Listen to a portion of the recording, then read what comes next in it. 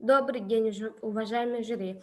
Меня зовут Николая Исаевна, ученица, ученица Альгейской школы. Тема моего доклада – агрохимическое исследование почвы пришкольного участка.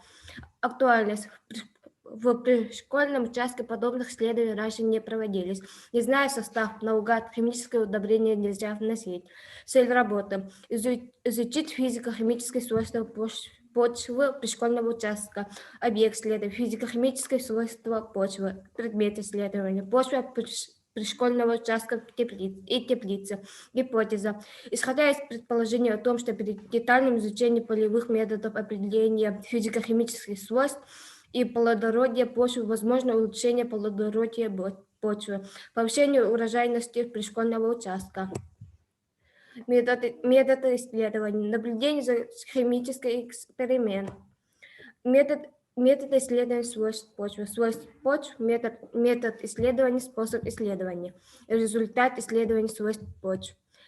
Возьмем 25 граммов почвы, тщательно растираем в фарфоровую чашку, перенесем в колбу емкостью 200 мл и переливаем 50 мл дистиллированной воды.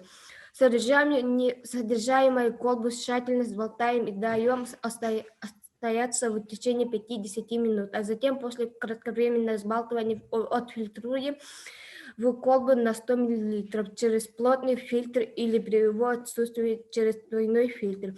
При фильтровании стараемся всю почву перенести на фильтр. Если при фильтровании водной вытяжки получится мутный фильтрат, повторим через тот же фильтр с почвой. Сравнение состава образца почвы номер 1 и номер 2. Заключение. Таким образом, почва номер 1 с теплицы и почва номер 2 из пришкольного участка отличаются по составу и качеству.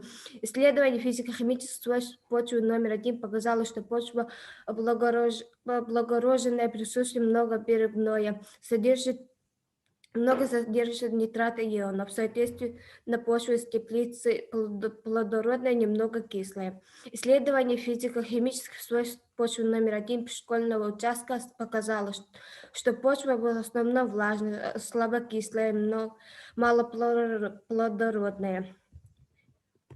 Вывод. В ходе исследования работы мы пришли к следующим выводам. Первое.